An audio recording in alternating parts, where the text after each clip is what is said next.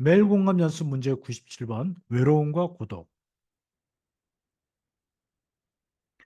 외로움과 고독은 비슷한 말 같지만 전혀 다른 말이라고 합니다.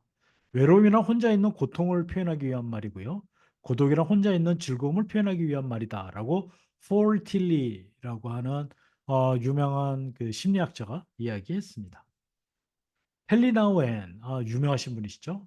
영적 발돋움이라고 하는 책에서 이렇게 했습니다. 주의 깊게 관찰하면서 살아가다 보면 우리는 외로움 가운데 있는 것과 고독 가운데 있는 것의 차이를 익힐 수 있습니다.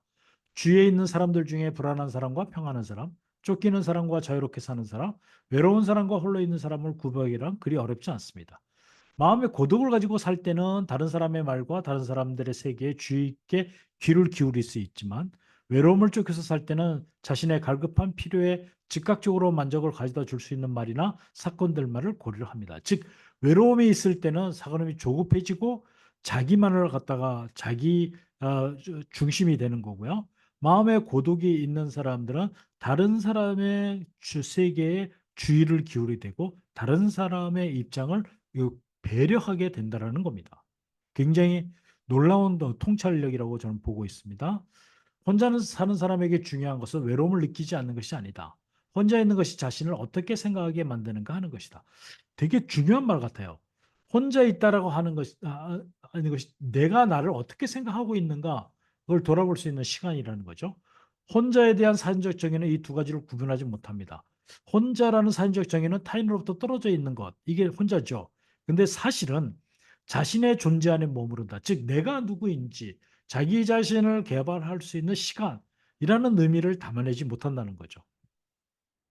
플로렌스 포크의 미술관은 왜 혼자인 여자가 많을까? 이 혼자라는 것을 절망이라고 느끼면 혼자라는 게 절망이니까 누군가가 있어야 되잖아요. 그 외부에서 답을 구하려고 하게 되고 외로움은 더 깊어지고 고통스러워져요. 그런데 이 감정을 수용하고 받아들이면 고요한 혼자로 가는 문을 열어준다고 합니다. 혼자 있는 곳에 익숙해지면 우리는 내적 자원을 풍요롭게 만드는 역동적이고 창조적인 힘을 찾을 수 있습니다. 저는 이 말에 아주 공감합니다. 문제 97. 외로움보다는 혼자 있는 즐거움을 느끼는 방법 혹은 실제 경험한 일이 있으면 소개를 한번 해주시죠. 그러면 많은 사람들과 공유하도록 하겠습니다.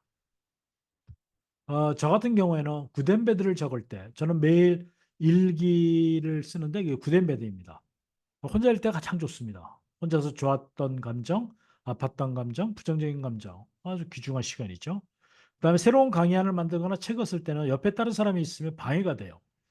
그다음에 정말 먹고 싶은 과자나 음료를 즐길 때 혹은 음식을 만들어 먹을 때 음식을 만들어 먹을 때는 혼자서 내가 먹고 싶은 대로 내가 원하는 양념을 집어넣는 게 중요하죠. 그러니까 기도할 때와 성경 말씀 묵상 시간에 혼자 있는 것이 좋고요.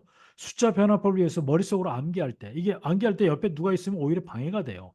네, 자연의 경이로움을 느끼며 혼자 산책하는 일도 저는 하루에 한 1시간 정도 좀 짧으면 한 2, 30분 길면 1시간, 1시간 반 산책을 꾸준히 합니다.